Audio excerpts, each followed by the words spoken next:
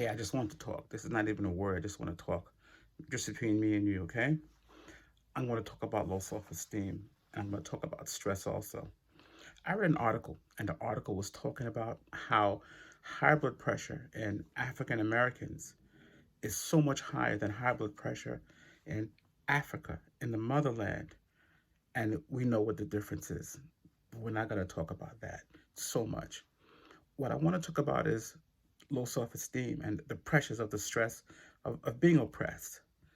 In the Bible, in the book of Judges, chapter 6, 7, and 8, it speaks about Gideon.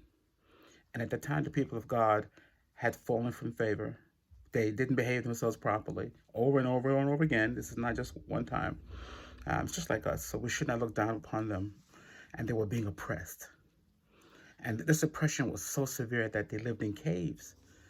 Gideon had to grow his food in a cave, and he had to thresh his grain in a wine press.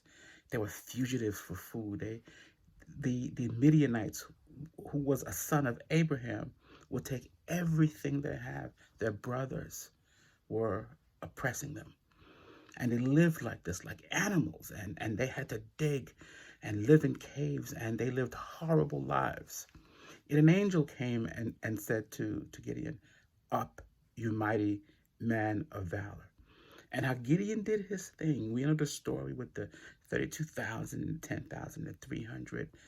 But what they were looking at is how they worship, how they drank water.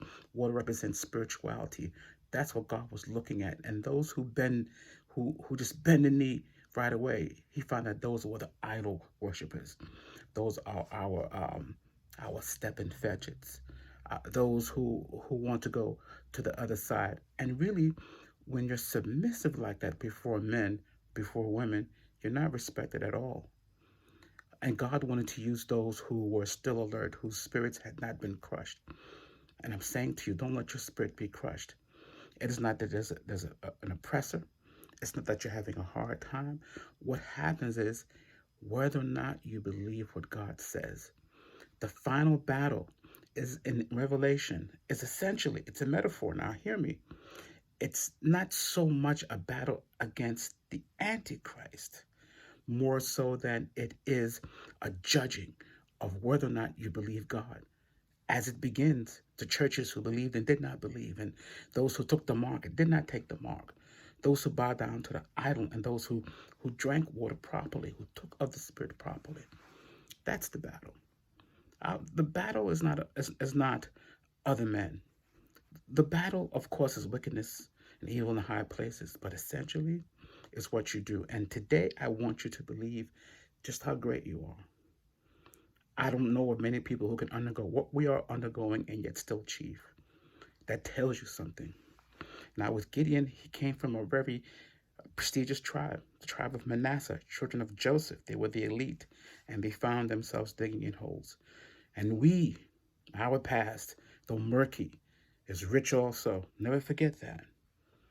But through God, if we believe who we are, we're not greater, we're not worse by any means. But let us overcome this oppression, which affects our flesh, which affects our mind, which affects our blood pressure. It's telling us that evil is afoot. And we're going to come out of this thing. We have to get up because we are mighty women and men of valor. And I'm not talking about going to punch people. Sometimes I want to. I'm talking about loving yourself and believing what God said about you. Jesus' first sermon, he said, "Blessed are those who hunger and thirst after righteousness, because they shall be filled." You're what he's looking for. Return the favor and look for him too.